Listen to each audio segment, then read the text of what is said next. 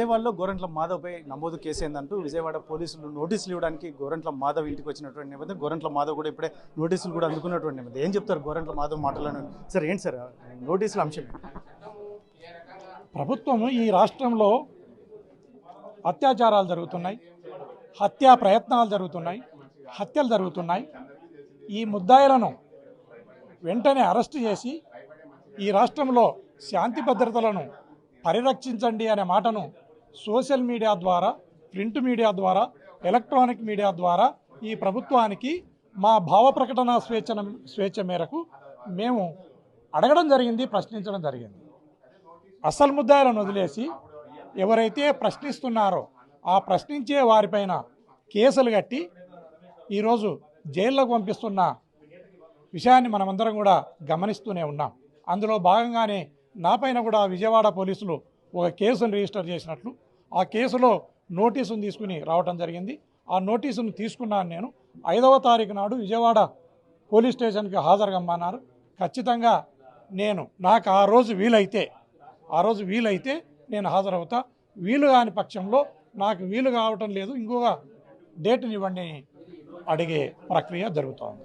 పేర్లు మెన్షన్ చేయకూడదు అనేది ఒకటి పెద్ద ఎత్తున చర్చ జరుగుతున్నట్టు నేపథ్యం. దీన్ని ఎలా చూస్తారు సార్ మీరు ఒక police officer? According to POCSO act, POCSO చట్టం మేరకు దాంట్లో ఒక క్లాజ్ పెట్టడం జరిగింది. ఎవరైతే బాధిత బాలికలు ఉంటారో ఆ బాలికల పేర్లను డిస్క్లోజ్ చేయరాదు. చేస్తే ఆ పిల్లల మనోభావాలు, ఆ పిల్లల భవిష్యత్తుకు ఇబ్బంది జరుగుతుందని చట్టంలో ఉన్న మాట వాస్తవం. అయితే అది జరిగి చాలా రోజులైంది, ముద్దాయిలు అరెస్ట్ కాక చాలా రోజులైంది. కాబట్టి అప్పటికే అది ప్రింట్ మీడియాలో రావటం జరిగింది, అప్పటికే అది సోషల్ మీడియాలో కూడా ఆ పేర్లు రావటం జరిగింది. ఆ సోషల్ మీడియాలో తర్వాత ఎలక్ట్రానిక్ మీడియా, ప్రింట్ మీడియాలో వచ్చిన పేర్లనే నేను ప్రస్తావించడం జరిగింది. దాన్ని అసలు ముద్దాయిలను వదిలేసి ఎవరైతే ప్రశ్నిస్తున్నారో దానిపైన కేసు కట్టడము, దానిపైన ఇన్వెస్టిగేషన్ ముమ్మరం చేయడం అనేది చాలా దారుణమైన విషయం. నిన్న మొన్నటి వరకు మీ పార్టీలో ఉన్నటువంటి వాసిరెడ్డి పద్మ ఈ రకమైన కంప్లైంట్ చేయడం ఎలా చూస్తారు ఒక ఎంపీగా? మీరు మాజీ ఎంపీ. వాసిరెడ్డి పద్మ ఆల్రెడీ మన పార్టీలో నుంచి బయటికి పోవటం జరిగింది. మళ్ళా నాకు తెలిసినంత వరకు కూటమి ప్రభుత్వానికి కానీ ఆ పార్టీలలో ఒక పార్టీకి కానీ ఆమె సన్నిహిత సంబంధాలు కలిగి ఉన్నారు. ఖచ్చితంగా గవర్నమెంట్ ఇన్స్ట్రక్షన్స్ మేరకి, వారి డైరెక్షన్ మేరకే ఆమె కేసును ఇచ్చిందని నేను భావిస్తున్నాను. దీంట్లో అంతకంటే చెప్పేది ఏం లేదు సార్. ముఖ్యంగా రాబోయే కాలంలో కూడా ఇంకా ఇటు వైసీపీ నాయకులకి ఇటువంటి నోటీసులు వచ్చే అవకాశం ఉంటుందా? నోటీసులు వస్తాయి, అరెస్టులు జరుగుతాయి. వాటికి అన్నిటికి కూడా వైఎస్ఆర్ కాంగ్రెస్ పార్టీ లీడర్లు కానీ, కార్యకర్తలు కానీ సిద్ధంగా ఉన్నారు. దీన్ని కూటమి ప్రభుత్వం కానీ లేదా ఆ పార్టీలు కూడా గమనించవలసిందిగా కోరుతున్నారు. మొత్తం ఏదైతే గోరంట్ల మాధవ్ మాజీ ఎంపీ చెప్తున్నటువంటి ఈరోజు విజయవాడ పోలీసులు నోటీసులు ఇచ్చినటువంటి నేపథ్యంలో అది తీసుకోవడానికి నేను హాజరు కావడానికి కూడా నేను ఈ క్వశ్చన్స్ చూసుకొని హాజరవుతాను. అందులో గతంలో మా పార్టీలో ఉన్నటువంటి వాసిరెడ్డి పద్మ కంప్లైంట్ ఇవ్వడం అనేది చూస్తే, ఎందుకంటే ఇప్పటికే ఆమె పార్టీలోంచి బయటకు వెళ్ళిన నేపథ్యం కూటమి నాయకులతో ఆమె ఇప్పటికే సత్సంబంధాలు ఉన్న నేపథ్యంలోనే ఈ కంప్లైంట్ రైజ్ అయింది. నాయకుల కన్సర్న్లలోనే ఇటువంటివన్నీ జరుగుతాయి. ఏది ఏమైనా రాబోయే కాలంలో వైసీపీ నాయకులకి ఇటువంటివి ఏవైనా వచ్చినా కూడా నేను వైసీపీ నాయకులంతా ఎదుర్కోవడానికి సిద్ధంగా ఉన్నామని చెప్పేసి గోరంట్ల మాధవ్ చెప్తున్నటువంటి పరిస్థితి. Camera person Sudhakar, Challakanedu RTV, Anantapuram.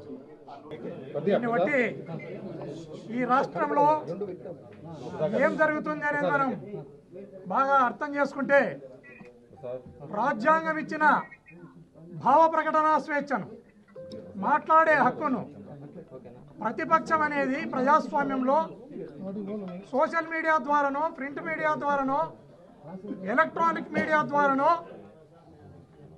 అధికార పక్షం చేస్తున్న తప్పులను, వాళ్ళు చేస్తున్న దుర్మార్గాలను మాట్లాడే హక్కును రాజ్యాంగం ప్రసాదించింది. అలా రాజ్యాంగం ప్రసాదించిన భావ ప్రకటన స్వేచ్ఛను ఈ రాష్ట్రంలో ఉక్కుపాదంతో ఈ కూటమి ప్రభుత్వం అణచివేస్తుంది అన్నదానికి ఈ కేసులే ప్రత్యక్ష ఉదాహరణగా మనం చెప్పుకోవచ్చు. రాష్ట్రమంతటా కూడా ఒక భయంకరమైన వాతావరణాన్ని, ఈ రాష్ట్రంలో ప్రజాస్వామ్యం లేదు, ప్రతిపక్షం లేదు, ప్రజలను గౌరవించే విధానం కూడా ఈ ప్రభుత్వానికి లేదు. ఖచ్చితంగా ఇలా రాష్ట్రంలో ఇలాంటి తప్పుడు కేసులు, అక్రమ అరెస్టులు చేసుకుంటూ పోతే ఈ రాష్ట్రంలో ఖచ్చితంగా నేను ఈరోజు జోస్యం చెప్తున్నాను, ఈ రాష్ట్రంలో అంతర్యుద్ధం రావడానికి ఎంతో దూరం లేదు. ఖచ్చితంగా ఇది కూటమి ప్రభుత్వం కాదు. చంద్రబాబు నాయుడు, పవన్ కళ్యాణ్ గారు ఇద్దరు కూడా మీరు దీన్ని మైండ్లో పెట్టుకోవాలి. ఈ రాష్ట్రంలో అతి త్వరలోనే మీరు చేస్తున్న చేష్టలకు, మీరు పెడుతున్న అక్రమ కేసులకు, తప్పుడు అరెస్టులకు మా భావ ప్రకటన స్వేచ్ఛను మేము మీడియా ద్వారా ఏం మాట్లాడినా కేసులు పెట్టుకుంటూ పోతున్నారు. ఇలా పెట్టుకుంటూ పోతే ఖచ్చితంగా ఈ రాష్ట్రంలో అంతర్యుద్ధం రాక తప్పదు. ఇది ఈ కూటమి ప్రభుత్వం గుర్తుపెట్టుకోవాలని ఈ సందర్భంగా తెలియజేస్తున్నాను. నేను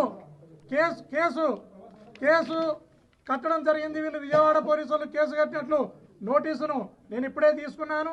ఈ నోటీసు మేరకు 5వ తారీఖున నన్ను ఖచ్చితంగా అక్కడ హాజరుగమ్మని చెప్పడం జరిగింది. నేను కూడా నా లీగల్ అడ్వైజర్లతో, నా అడ్వకేట్లతో మాట్లాడడం జరుగుతుంది.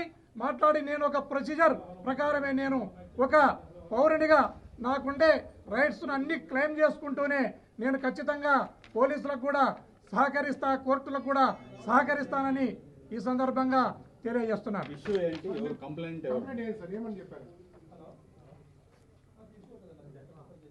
కంప్లైంట్ వచ్చేసి, నేను ఎప్పుడైతే సూపర్ 6 మీరు అమలు చేస్తలేరు, సూపర్ 6ల స్థానంలో మీరు ఆడపిల్లలకు జరుగుతున్న అన్యాయాలు ఏవైతే ఉన్నాయో, పసిపిల్లల పైన రేపులు జరుగుతున్నాయి, పసిపిల్లలను మర్డర్లు చేస్తున్నారు, ఈ రాష్ట్రంలో మహిళలకు భద్రత లేకుండా పోయింది, ఈ రాష్ట్రంలో అనేక హత్యలు, అత్యాచారాలు జరుగుతున్నాయి.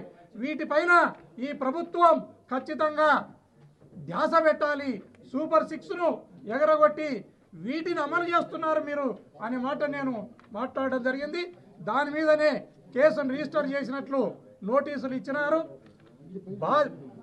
ఎవరైతే నేరస్తులు ఉన్నారో నేరస్తులను అరెస్టులు చేయకుండా వాళ్ళను గాలి కొదిలేసి నేరం జరిగిన విధానాన్ని ప్రతిపక్షాలు విమర్శిస్తే వారిని అరెస్టు చేసే కార్యక్రమానికి ఈ ప్రభుత్వం శ్రీకారం చుట్టింది. ఖచ్చితంగా ఈ ప్రభుత్వం దీనికి మూల్యము చెల్లించక తప్పదని ఈ సందర్భంగా తెలియజేస్తున్నాను.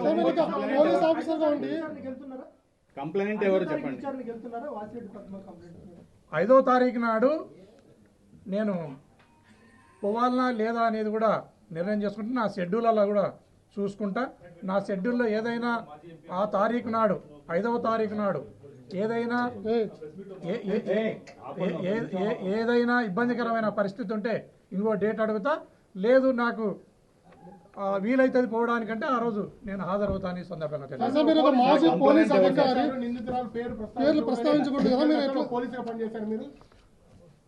మీరు ఒకటి గమనించాల, ఈ ప్రభుత్వం యొక్క విధానం ఎట్లా ఉందంటే, సిగ్గు లేదా గురిగింజ అంటే నల్లగున్నా నాకేమి సిగ్గు అన్నట్లు ఈ ప్రభుత్వం యొక్క తీరు మనకు కనపడతా ఉంది. నేను ఏదైతే మహిళలపై అత్యాచారాలు జరిగినాయో, పసిపిల్లలపై అత్యాచారాలు జరిగినాయో, ఆ అత్యాచారం చేసిన దుర్మార్గులను, నేరస్తులను అరెస్టు చేయండి అని నేను ప్రింట్ మీడియాలో వచ్చిన పేర్లనే, సోషల్ మీడియాలో వచ్చిన పేర్లనే ప్రస్తావించడం జరిగింది. దానిపైన కేసును రిజిస్టర్ చేసి అసలు ముద్దాయిలను వదిలేసి ఎవరైతే ఆ ముద్దాయిలను అరెస్టు చేయండి అని అడుగుతున్నారో వారిని అరెస్టు చేసే కార్యక్రమానికి ఈ ప్రభుత్వం శ్రీకారం చుట్టింది. మరిన్ని వీడియోస్ కోసం ఛానల్ ని సబ్స్క్రైబ్ చేయండి. లేటెస్ట్ అప్డేట్స్ కోసం వాట్సాప్ ఛానల్ ని ఫాలో అవ్వండి. ఆ లింక్ డిస్క్రిప్షన్ లో ఉంది.